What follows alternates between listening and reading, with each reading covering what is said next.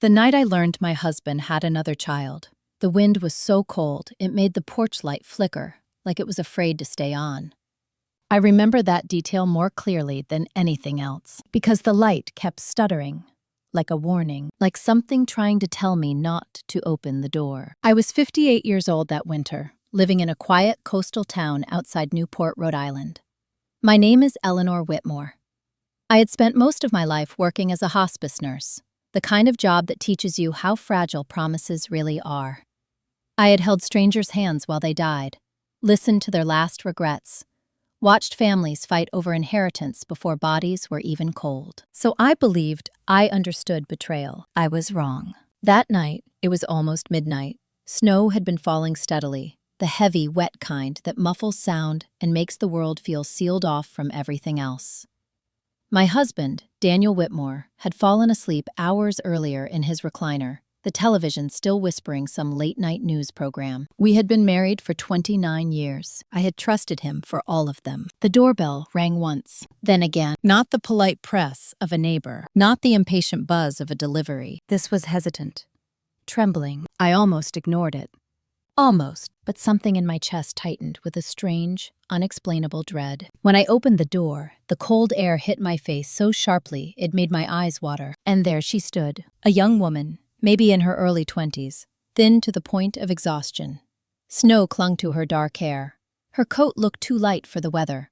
Her lips were pale. In her arms was a baby, wrapped in a worn gray blanket. She looked at me like someone standing at the edge of a cliff. "Is Daniel Whitmore here?" she asked. Her voice shook. I felt irritation first. Not fear, not suspicion, just annoyance. It was nearly midnight. "My husband is asleep," I said carefully. "Who are you?" The girl swallowed hard. Her eyes dropped to the baby, then back to me. "My name is Lila Moreno," she said. "And this is his son." The words didn't land all at once. They fell, slowly, like stones dropping into water. My brain rejected them immediately. "That's not possible," I said, and I heard how calm I sounded. Too calm. Because Daniel was 63. We had tried for years to have children and never could. He had cried in my arms once, years ago, saying it broke his heart that we would grow old without hearing a child's laughter in our house. He had held me and promised we were enough for each other. I looked at the baby, a small, round face, dark lashes, sleeping peacefully, unaware of the storm he had just brought into my life. "You're mistaken," I said, more firmly. The girl shook her head. "No," she whispered. "He knows me. He promised he would help. He promised he would tell you." A cold sensation crept through my stomach. Promises. Help. Tell you. The words felt like needles under my skin. "I don't believe you," I said. Her eyes filled with tears. "Then call him," she said quietly. And that was the moment something inside me shifted. Because she didn't sound desperate. She sounded certain. I should have slammed the door. I should have walked away. But instead, I stepped aside. "Come in," I heard myself say. The warmth of the house wrapped around us as she entered. Snow melted from her boots onto the hardwood floor. The baby stirred slightly, but didn't wake. I led her into the living room. Daniel was still asleep in his chair, mouth slightly open, television light flickering across his face. He looked so ordinary, so familiar, so safe. For a moment, I almost laughed at the absurdity of it all. But then, the girl spoke. "Daniel," she said softly, and my husband's eyes flew open. He looked at her, then at the baby, then at me, and the color drained from his face so completely that I knew, before he said a single word, that my life as I knew it had just ended. "What are you doing here?" he whispered, not confused, not angry, terrified. The girl's hands tightened around the baby. "You said you would help us," she said. Daniel's gaze snapped to mine. In that instant, I saw something I had never seen in nearly 3 decades of marriage. Guilt. Real, undeniable guilt. My heart didn't break in that moment. It froze. Because deep inside, I understood something even worse than betrayal. This was not a mistake. This was a secret that had been alive for a long time. And as I stood there, unable to speak, the baby opened his eyes, and they were the exact same shade of gray as Daniel's. The first thing Daniel said was not an apology. It wasn't denial. It wasn't confusion. It was this. "Eleanor, please, Let me explain. And in that instant, something inside me hardened, because only guilty people beg for explanations. I didn't scream. I didn't cry. Years of working in hospice had taught me how to remain calm, even when everything inside me was collapsing. I sat down across from him slowly. Lila remained standing, clutching the baby as though she feared he might disappear if she loosened her grip. "Explain what?" I asked quietly. Daniel rubbed his face with both hands, like he was trying to wake from a nightmare. "I never meant for this to happen," he said. A familiar sentence. A useless sentence. A sentence every betrayer in history had probably spoken. My voice came out colder than I expected. "How long?" I asked. He hesitated. "Too long." 2 years, he finally said. The room seemed to tilt slightly. 2 years. 2 years of lies. 2 years of shared dinners, anniversaries, quiet evenings watching television together, while somewhere out there, another life existed. Another child existed. I turned to the girl. "How old is the baby?" 8 months, she said. Her voice trembled with shame and exhaustion. The math landed like a blow. 8 months, which meant he had been with her while I was recovering from surgery last year. While I was struggling to walk again after my hip replacement. While he held my hand in hospital rooms and told nurses how devoted he was. A deep, silent rage began to spread through my chest. Not explosive, not dramatic, cold, precise, deadly. "Did you know he was married?" I asked her. She nodded slowly, tears slipping down her cheeks. "He told me you didn't love him anymore," she whispered. "He said you lived like roommates. He said he stayed because of loyalty." I almost laughed, because Daniel had told me the exact opposite during those same months. He had said I was the only woman who ever understood him, that I was his home. The manipulation ran both directions. Classic, predictable, pathetic. "Why come here now?" I asked. Lila's hands shook. "Because he stopped sending money," she said, "and the landlord is evicting us. I have nowhere else to go." I looked at Daniel. His silence was answer enough. So this wasn't just betrayal. It was abandonment. Cowardice, layered on top of deceit. "Is it his?" I asked quietly, nodding toward the baby. Daniel's eyes closed. "Yes," one word, and with it, 29 years of marriage dissolved into something unrecognizable. But strangely, I did not feel broken. I felt clear. Because clarity is what comes when illusions die. I stood slowly. Both of them watched me like I might explode. Instead, I walked to the kitchen. I poured myself a glass of water. My hands were steady. When I returned, I looked at Lila first. "You and the baby can stay in the guest room tonight," I said calmly. Daniel stared at me in shock. "Eleanor," I raised my hand. Not another word. My voice had changed. It sounded like the voice I used when speaking to families who were fighting over a dying patient's will. Firm, controlled, unmovable.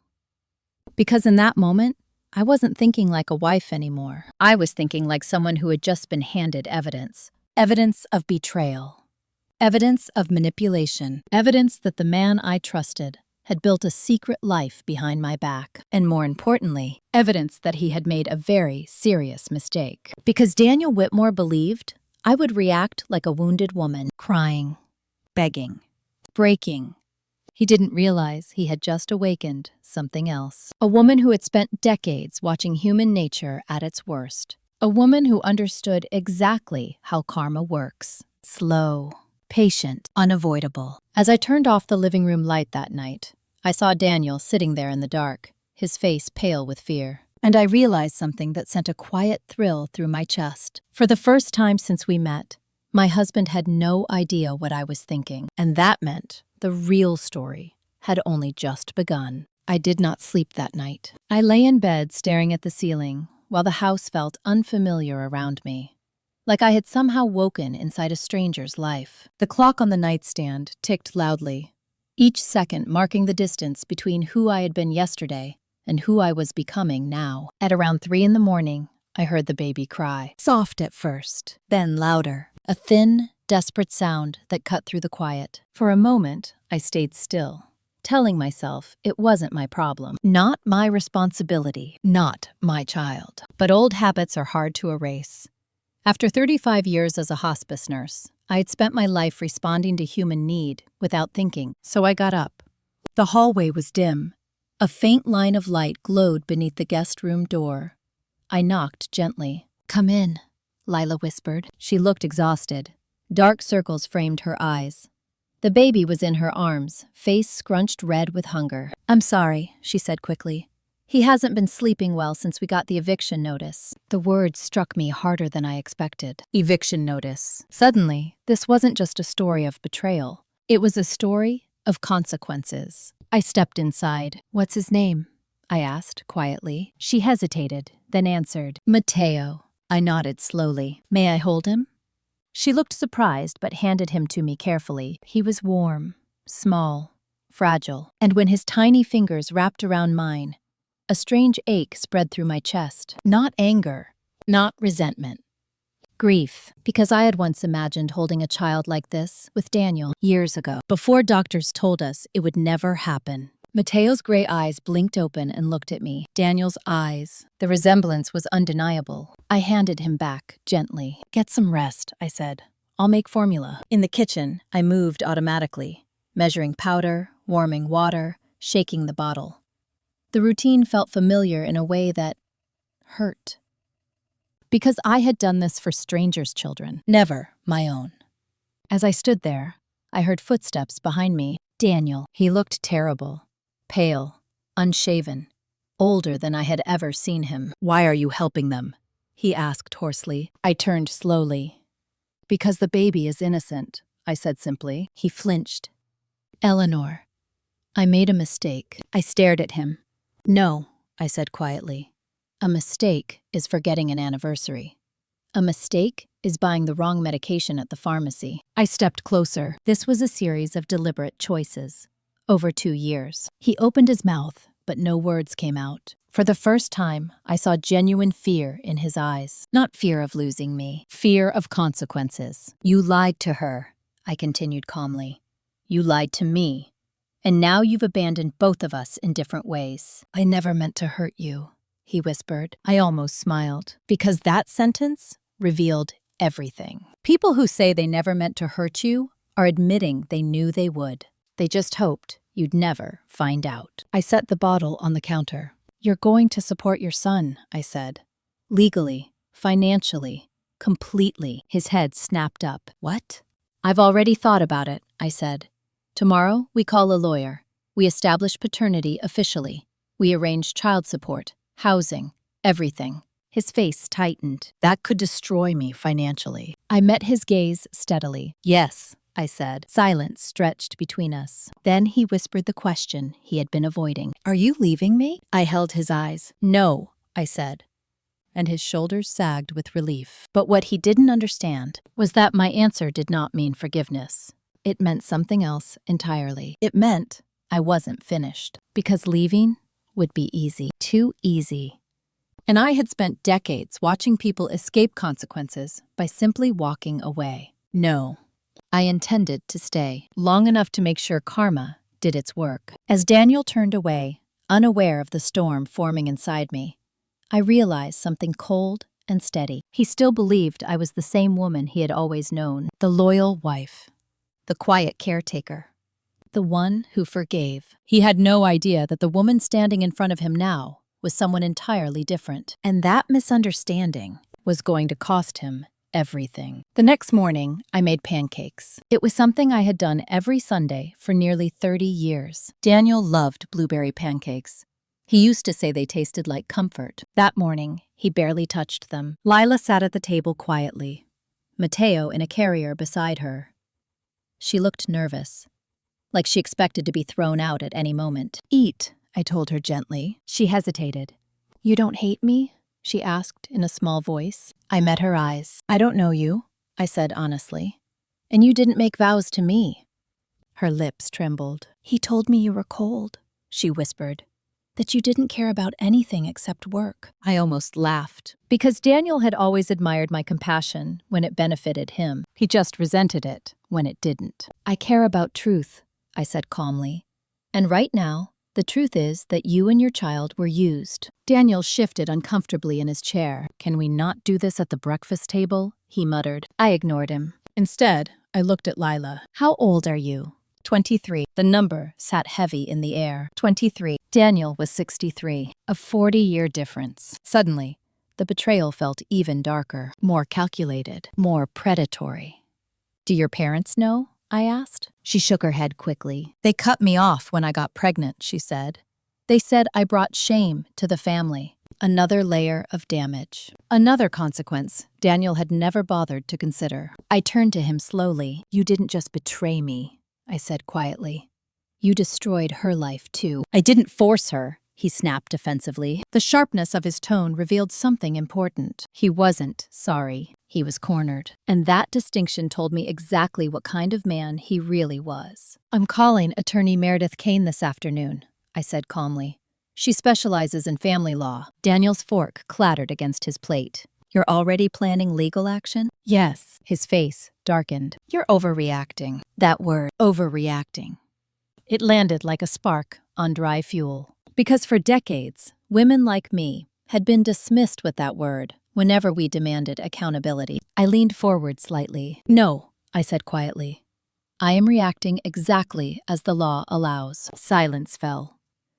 Lila looked between us nervously. Daniel's jaw tightened. "You're trying to punish me," he said. I held his gaze. "I'm ensuring responsibility," I replied. And in that moment, something shifted in his eyes. He realized this wasn't an emotional outburst. It was strategy. A slow, controlled unraveling of everything he had built on lies. He pushed his chair back suddenly. "You're turning my life into a courtroom," he said bitterly. I watched him carefully. "No," I said. "You did that the moment you chose deception over honesty." He left the table without another word. The front door slammed. Lila flinched at the sound. "I'm scared," she whispered. I reached across the table and took her hand gently. "You don't need to be," I said, and I meant it. Because what she didn't know yet, what Daniel didn't know yet, was that this wasn't just about child support, or betrayal, or even marriage. As I looked at the stack of unopened mail on the counter, I saw the envelope that had arrived 3 days earlier. The one from Daniel's father's estate lawyer. The one containing documents about the Whitmore family inheritance. A multi-million-dollar trust. A trust with one very specific condition. A condition Daniel had never bothered to read carefully. And as I thought about that clause, a slow realization spread through me. Daniel Whitmore wasn't just about to lose his marriage. He was about to lose everything he believed was guaranteed. And he still had no idea it was already too late. I waited until the house was quiet before opening the envelope. It was late afternoon. Lila had finally fallen asleep in the guest room, with Mateo curled beside her. Daniel had left hours earlier, slamming the door with the kind of anger that comes from fear, not power. The winter light outside was already fading, turning the kitchen windows into dull, gray mirrors. I sat at the table and slid my finger carefully beneath the flap. Inside were several neatly printed documents, bearing the letterhead of Halpern and Baird Estate Law, a firm I recognized immediately. They had handled Daniel's father's affairs after his death 2 years earlier. I had never paid much attention to the inheritance details back then. Daniel had insisted he would manage everything. He said it was complicated, full of trust structures and legal restrictions. And I had believed him because I trusted him. Now, for the first time, I read every word slowly. And what I discovered made something cold and steady settle deep inside my chest. The Whitmore Family Trust was worth more than I expected. Properties, investments, company shares, millions in assets accumulated over generations. But it came with conditions, very strict conditions. One clause stood out immediately. To maintain full beneficiary status, Daniel Whitmore was required to remain legally married and demonstrate moral conduct that preserved the family reputation. If he were found to have engaged in behavior that caused public scandal or legal liability related to infidelity, financial neglect of dependents, or documented manipulation, the trustees held the right to suspend or permanently revoke his access to distributions. My breath left me slowly. There it was. Not just karma, leverage, real, legal leverage. And Daniel had no idea. I remembered him waving off paperwork months ago when the trust administrators had requested updated marital documentation. Just routine, he had said dismissively. Routine. He had never imagined the truth would surface in a way that could be documented, that could be proven.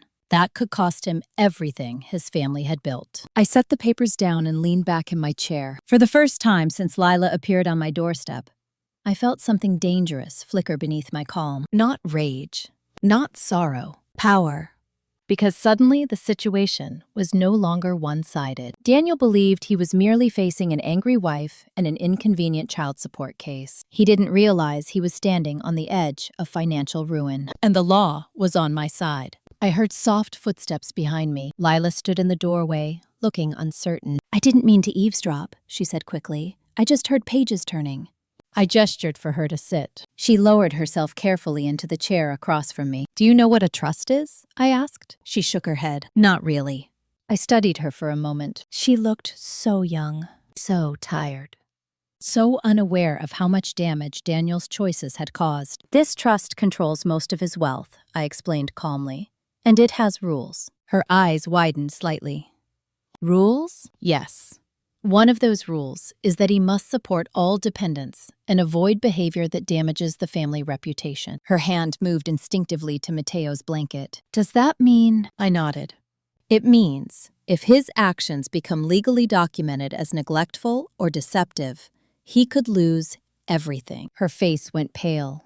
"I don't want to ruin his life," she whispered. That statement surprised me. After everything he had done, after abandoning her and their child, she still felt protective. It revealed how deeply he had manipulated her. I leaned forward gently. "This isn't about revenge," I said softly. And in that moment, I believed it. Because what I wanted wasn't destruction. I wanted justice. I wanted accountability. I wanted the truth to have consequences. "What happens now?"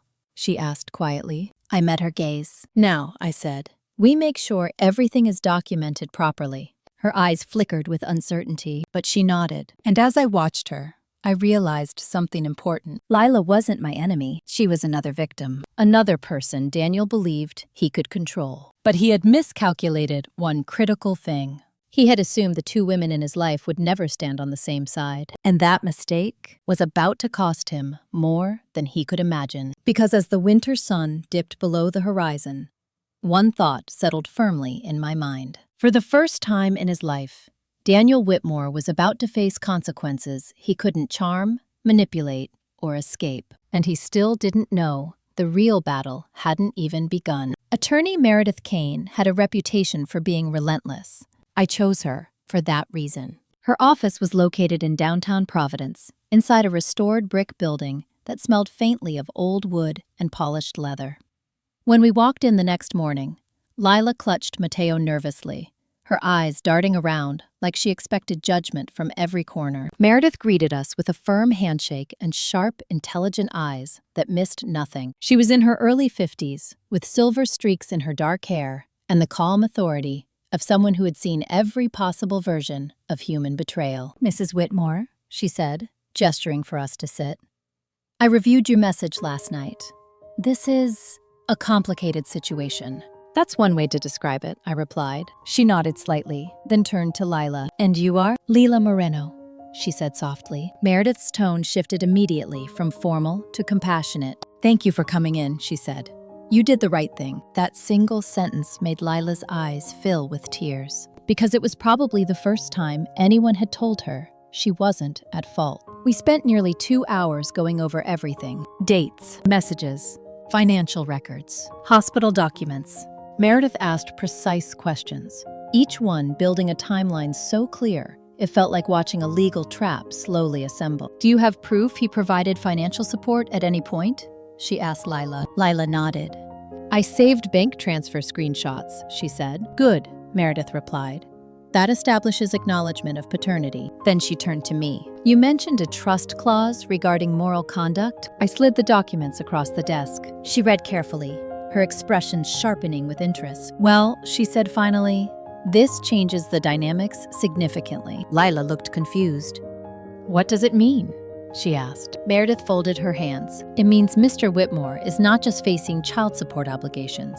He is facing potential loss of inheritance if misconduct is documented."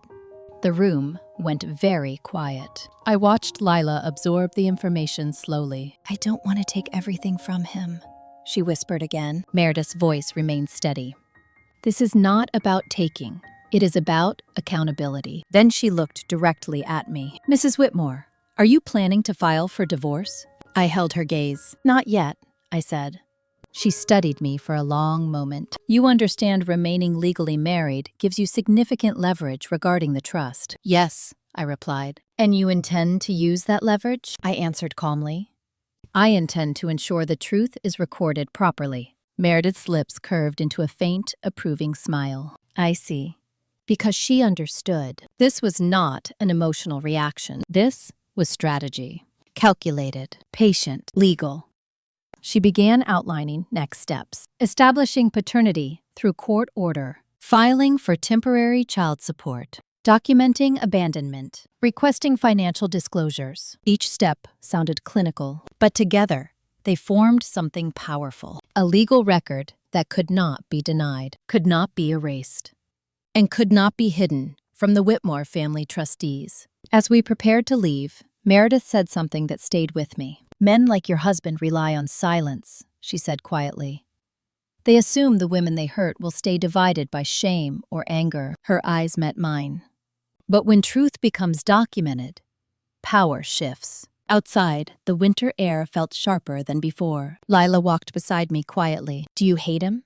She asked, after a long silence. I thought about the question carefully. No, I said at last. Hate is emotional, loud, temporary. I looked straight ahead as we reached the car. What I feel now is something else. She waited. I opened the door and turned to her. Clarity, I said, because clarity is what remains when illusions die. And Daniel Whitmore still believed he could talk his way out of this. He believed he could charm, apologize, promise, manipulate. He believed the two women he had deceived would eventually turn against each other. What he didn't realize was that the legal machinery had already begun moving, quietly, irreversibly. And very soon, he was going to learn that the greatest revenge is not rage. It is consequences. Daniel did not come home that night. At first, I thought he might be staying at a hotel to avoid confrontation. That would have been typical for him, choosing distance over responsibility. But when midnight passed and his phone went straight to voicemail, a different kind of tension settled in my chest. Not worry for him, worry about what he might be doing. Because men like Daniel rarely retreat quietly. They strategize. They protect themselves. They attempt damage control. And I knew he had spent his entire life relying on charm and manipulation to solve problems. By morning, I had my answer. He was waiting in the kitchen when I came downstairs. He looked composed, too composed. His hair was neatly styled, his posture straight, his expression carefully neutral. It was the look he wore when negotiating business deals, not the look of a remorseful husband. Good morning, he said calmly. I poured coffee without responding. He watched me for a moment before speaking again. I spoke to my financial advisor yesterday, he said. That sentence told me everything. He wasn't thinking about his son or the harm he had caused. He was thinking about money. Of course you did, I replied quietly. He leaned forward slightly. This situation can be resolved privately, he said, without lawyers, without courts. There it was. The first attempt to control the narrative. I've arranged a monthly payment for Lila, he continued, generous enough to cover her living expenses. She doesn't need to pursue legal action. I set my mug down slowly. And what happens when you decide to stop paying again? I asked. His jaw tightened. That won't happen. It already did, I said. Silence stretched between us. Then he tried a different angle. You're letting anger cloud your judgment, he said, his voice soft but firm. This legal route could destroy everything we've built. The word hung heavily in the air, as though we were still a unified team, as though betrayal had not already shattered that illusion. I'm not angry, I replied calmly. And that was true. Anger had burned away days ago. What remained was something colder, steadier, more dangerous. I'm ensuring accountability, I said. He studied me closely, searching for emotional cracks he could exploit. When he found none, his tone shifted again. You're doing this for revenge, he said quietly. I met his gaze. No, I said. I'm doing this for truth. The word seemed to unsettle him more than any accusation, because truth is something manipulators cannot control once it becomes documented. He exhaled slowly. "You don't understand the consequences," he said. I almost smiled. "Oh, I understand them very well." He hesitated, then said something that revealed his deepest fear. "If this becomes public, the trust board could review my conduct." There it was. Confirmation. He knew. At least partially. But what he didn't know was how strong the evidence already was. "You should have thought about that 2 years ago," I said quietly. His composure cracked slightly. "I never meant for it to go this far," he whispered. I leaned forward, but it did. Silence filled the kitchen. Then he asked the question that revealed his desperation. "Is there anything I can do to stop this?" I held his gaze steadily. For a long moment, I didn't answer, because in that pause, he felt something he had never felt before. Powerlessness. Finally, I spoke. "Yes," I said, calmly. His eyes brightened with fragile hope. "Take full responsibility," I continued. "Publicly. Legally. Completely." The hope vanished, because he understood what that meant. Admission. Documentation. Loss of control. "You're asking me to destroy myself," he said hoarsely. I shook my head slowly. "No," I replied. "You did that the moment you chose deception." At that moment, Lila entered the kitchen quietly, with Mateo in her arms. Daniel froze when he saw them. The baby looked up at him with wide gray eyes. There was no recognition, no bond, just curiosity. And something about that silent moment seemed to strike Daniel harder than any words. Because for the first time, he saw clearly what he had created. A child who did not know him. A life he had tried to hide. Consequences he could no longer avoid. As I watched his expression, I realized something important. The man who once controlled every situation was beginning to understand he had lost control completely. And this was only the beginning, because the legal process hadn't even started yet. And once it did, there would be no turning back. The letter from the Whitmore family trustees arrived 3 days later. Daniel found it first. I knew the moment he opened it, because I heard something crash in his study. Not a loud explosion, just the sharp, brittle sound of glass breaking. I walked down the hallway slowly. When I reached the doorway, I saw a framed photo lying shattered on the floor. It was our wedding picture. Daniel stood behind his desk, pale, clutching a letter in trembling hands. "They know," he whispered. His voice sounded hollow, like someone who had just realized the ground beneath him was gone. I stepped inside, calmly. "Yes," I said. His head snapped up. "You told them?" he demanded. I met his gaze steadily. I didn't need to. He looked confused. Then the realization dawned slowly. The legal filings. The paternity request. Public court records. Truth had a way of traveling without anyone needing to speak it directly. He sank into his chair. "They're initiating a conduct review," he said hoarsely. I nodded. That's standard procedure when trust conditions may have been violated. His hands shook as he read aloud, "Pending investigation into documented allegations of infidelity, financial neglect of a dependent, and reputational risk." He stopped, swallowing hard. "They can suspend distributions immediately." "Yes," I said quietly. The silence that followed was heavy. For decades, Daniel had lived with the quiet confidence of inherited security. He had believed his future was guaranteed, untouchable. Now that certainty was gone, and he didn't know how to function without it. "This is your doing," he said suddenly, his voice breaking with anger. I shook my head slowly. "No," I replied. "This is the result of your actions." He slammed his fist against the desk. "I never thought you'd go this far." I held his gaze. "You never thought you'd be held accountable." That truth struck him harder than any accusation, because deep down, he knew it was true. He had built his life on the assumption that his choices would never have real consequences, that his charm would protect him, that his wealth would shield him, that the women he hurt would remain silent. He was wrong. "You're destroying our future," he said bitterly. I took a slow breath. "Our future ended 2 years ago," I replied. "Everything happening now is simply reality catching up." He stared at me like he no longer recognized the woman in front of him. And in a way, he didn't. Because the woman who once prioritized his comfort above all else no longer existed. She had been replaced by someone clearer, stronger, unmovable. A long silence passed. Then Daniel's voice dropped to a whisper. What happens to me now? For the first time since this began, there was no anger in his tone, only fear. Real fear, I answered calmly. That depends on the truth, I said. If you take responsibility fully, you may retain partial trust access. His eyes flickered with fragile hope. But if you continue to deny, manipulate, or evade, I continued, you could lose everything.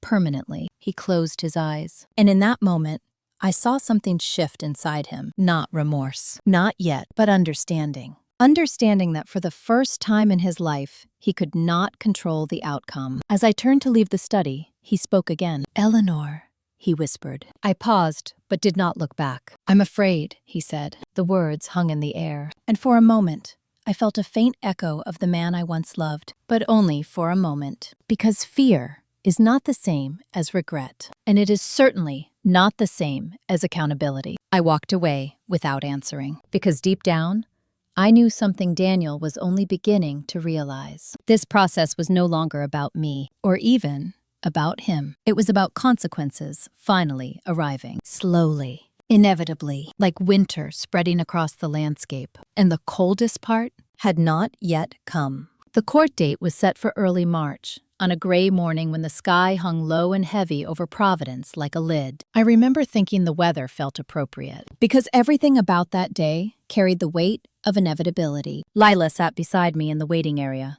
Mateo sleeping against her chest in a soft blue carrier. She looked stronger than she had weeks earlier. Not confident exactly, but steadier. Like someone who had stopped hoping for rescue and started preparing for reality. Daniel sat across the room with his attorney. He did not look at me, not once. That avoidance told me more than any apology could have.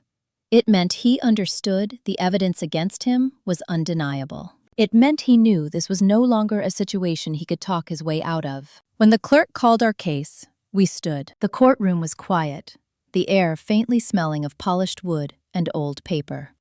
The judge, a calm woman in her 60s named Judge Eleanor Hayes, reviewed the files with measured attention. Her expression revealed nothing, but her questions revealed everything. Mr. Whitmore, she began, is it correct that you acknowledged financial support for this child for several months before ceasing payment? Daniel's attorney answered carefully, yes, Your Honor. Is it also correct that paternity testing confirms you are the biological father? Another pause. Yes. The judge nodded once. Then her gaze shifted to Lila. Miss Moreno, you are requesting formal child support and legal recognition of the child's status. Is that correct? Lila's voice trembled, but remained clear. Yes, Your Honor. I watched Daniel closely. He looked smaller than I had ever seen him. Not physically, but in presence. Because for the first time in his life, he could not control how others perceived him. He was not a respected businessman in that room. He was a man being held accountable. The judge turned back to Daniel. Failure to support a dependent child while possessing substantial financial resources constitutes serious legal neglect, she said evenly. Her words fell like measured blows. The court will issue a standing support order, retroactive payments, and mandatory disclosure of financial assets. Daniel's face drained of color. Because disclosure meant transparency. Transparency meant the trust administrators would receive full documentation, which meant consequences were no longer theoretical. They were real. As the hearing concluded, the judge added something unexpected. Mr. Whitmore, she said, this court does not determine moral character, but it does determine responsibility. She paused. And responsibility is now yours. The gavel struck once. Sharp. Final. Outside the courtroom, Daniel approached me for the first time in weeks. His eyes were red, his composure gone. You could have stopped this, he said hoarsely. I looked at him steadily. No, I replied. You could have. The distinction mattered, because I had not created the situation. I had simply refused to hide it. He shook his head slowly. I'm losing everything, he whispered. For a moment, I felt a faint flicker of sadness. Not for him, but for the life we once had, because there had been love once, real love. But love cannot survive deception, and it cannot excuse abandonment. You're not losing everything, I said quietly. You're losing the illusion that actions don't have consequences. He stared at me, unable to respond. Then his attorney called him away. As I watched him leave, I realized something profound. I no longer felt anger toward him, only distance. Like looking at someone from another lifetime. Lila touched my arm gently. "Is it over?" she asked. I shook my head slowly. "No," I said. This was only the legal beginning, because I knew something Daniel was just starting to understand. The court order was only one piece. The trust review was still ongoing, and that process would determine the true cost of his betrayal. The trustee's decision arrived 2 weeks later. Daniel opened the letter in silence. This time, nothing broke. No glass, no shouting, just a long, heavy quiet. He read every page slowly, his hands trembling slightly. When he finished, he placed the papers down with unusual care. "They've suspended all distributions," he said flatly. I already knew. Meredith had called me earlier that morning. "The review panel concluded that your documented conduct violates the moral responsibility clause," he continued, his voice hollow. "No access to funds until further notice." He looked up at me then, and for the first time since this began, there was no anger in his eyes, only exhaustion. "I spent my whole life believing that trust was security," he said quietly. I didn't respond, because sometimes silence is the most honest answer. "They say I can appeal," he went on, "but only after demonstrating sustained responsibility and reputational recovery." The irony of that phrase hung heavily between us. Reputational recovery, something that takes years, sometimes decades, and sometimes never fully happens. He rubbed his face slowly. "I don't even know who I am without that inheritance," he admitted. That confession revealed more truth than any apology, because it showed how deeply his identity had been tied to entitlement, not to integrity, not to relationships, to privilege. I spoke carefully. "Then perhaps this is the first time you'll discover who you actually are." He looked at me with something resembling quiet defeat. "Are you divorcing me?" he asked. The question no longer carried fear, just acceptance. I thought about it for a long moment. "Yes," I said softly. His shoulders sagged. But he did not argue, because he knew this outcome was inevitable. "I never meant to destroy us," he whispered. I met his gaze calmly. "We weren't destroyed by a single moment," I said. "We were eroded by years of deception." He nodded slowly, as if he finally understood. That night, after he left to stay in a small apartment across town, I walked through the house alone. It felt different now. Not empty, just quiet. Peaceful in a way it hadn't been for years. Lila was settling into a new rental with Mateo, funded by the court-ordered support. She had started part-time college classes again. Her future, though difficult, was no longer unstable. And I felt something I hadn't expected. Relief. Not the loud kind. Not celebratory. A quiet, steady release. Because for decades, I had lived believing loyalty meant endurance. That love meant tolerating silence. That peace meant avoiding conflict. Now I understood something deeper. Peace is not the absence of confrontation.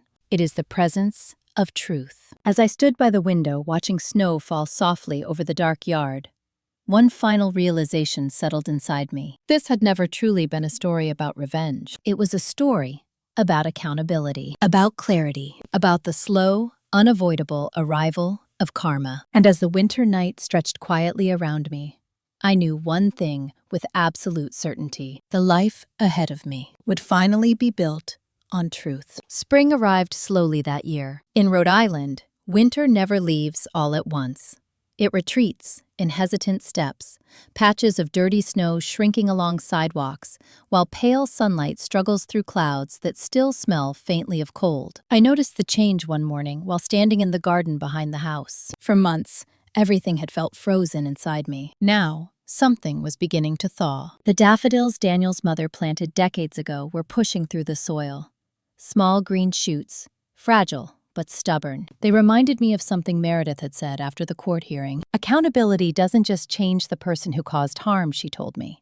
It changes the person who survived it. At the time, I didn't fully understand, but now I did. Because survival wasn't just about enduring pain. It was about rebuilding identity. And for the first time in years, I was discovering who I was outside the role of Daniel Whitmore's wife. The divorce proceedings moved quietly but steadily. There was no dramatic courtroom battle, no shouting, no attempts at reconciliation. Daniel signed the paperwork with surprising compliance, perhaps because he no longer had the energy to fight, or perhaps because he had finally accepted that control was gone. I saw him one last time during a mediation session in early April. He looked older than his 63 years. The confidence that once defined him had faded into something quieter, almost reflective. "I'm working part-time now," he said unexpectedly as we waited for the mediator. "Consulting for a small firm." I nodded politely. "That's good," I replied. He hesitated before speaking again. "I see Matteo every weekend," he added. "Supervised at first. Now, less so." Something softened in his expression when he said the child's name. Not pride, not entitlement, something more humble. Responsibility. "I'm glad," I said honestly, because that, more than anything else, mattered. Not his financial loss, not his damaged reputation, but whether he would finally become accountable as a father. He looked at me then, his eyes carrying a quiet sincerity I had not seen before. "I never understood what integrity meant until I lost everything that hid my lack of it," he said. The statement was simple, unadorned, and for the first time, I believed him. Not because he asked for forgiveness, he didn't, but because he acknowledged truth without defensiveness. And that distinction mattered. "I hope you continue to learn," I said calmly. That was all. There was no dramatic closure, no emotional reconciliation, just acceptance. When the divorce was finalized 2 months later, I expected to feel grief. Instead, I felt something else, lightness. As if a weight I hadn't fully recognized had finally been lifted. I sold the large house shortly afterward.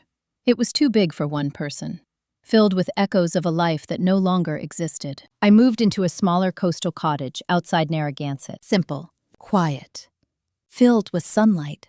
Lila and Matteo visited sometimes. She was finishing her nursing degree now, inspired by the support she had received during her most vulnerable time. "You showed me what strength looks like," she told me once. I shook my head gently. "No," I said.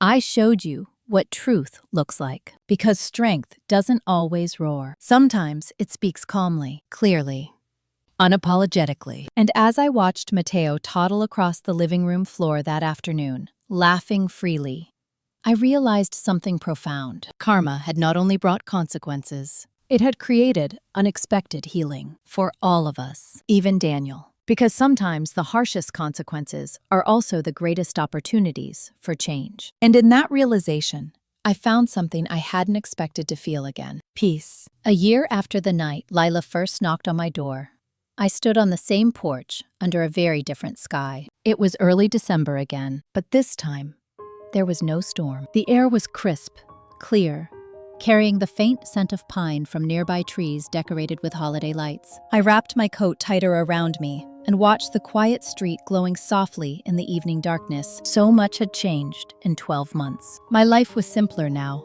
No secrets, no tension humming beneath ordinary conversations, no constant invisible emotional labor required to maintain a fragile peace built on silence. Instead, there was clarity. And clarity, I had learned, is a form of freedom. Inside the cottage, laughter echoed from the living room. Lila sat on the floor, helping Matteo stack wooden blocks, her eyes bright with the confidence she had earned through hard work and resilience. She would graduate nursing school in the spring. A future once nearly destroyed by manipulation and shame had been rebuilt through accountability and truth. Daniel, too, had changed in ways I never expected. He still struggled financially without access to the trust distributions. He lived modestly now, working steadily, learning to manage a life without inherited security. But he had not retreated into bitterness. He showed up for Matteo every week. He paid support on time. He spoke carefully, with a humility that had once been entirely absent. Consequences had not destroyed him. They had reshaped him. And that, perhaps, was karma's true purpose. Not punishment, transformation. As I stood on the porch, I thought back to the woman I had been the night the doorbell rang. A woman who believed loyalty meant endurance, who believed peace required silence, who believed confronting truth would destroy everything she loved. She had been wrong, because confronting truth had not destroyed my life. It had revealed it. It had stripped away illusions that kept me trapped in quiet suffering. It had allowed something new to grow. Self-respect, boundaries, freedom. The door opened behind me, and Lila stepped out, smiling. "Mateo wants to show you his Christmas drawing," she said. I laughed softly. "I'm coming." Before going inside, I paused for one last moment beneath the clear winter sky, and I realized something I wished every woman who hears this story could understand. Revenge is not always loud. It is not always dramatic. It is not about inflicting pain. Sometimes the most powerful revenge is simply this: refusing to protect the lies that harmed you, allowing truth to stand on its own, and letting karma do the rest. If this story resonated with you, if you've ever faced betrayal, family drama, or the quiet wounds of deception, take a moment now. Like this video so more women can find it. Share your thoughts or your own experiences in the comments. Your voice may help someone else feel less alone. And subscribe to the channel so you never miss another story about resilience, accountability, and the quiet power of truth. Because sometimes, hearing how others survived is the first step toward reclaiming your own life.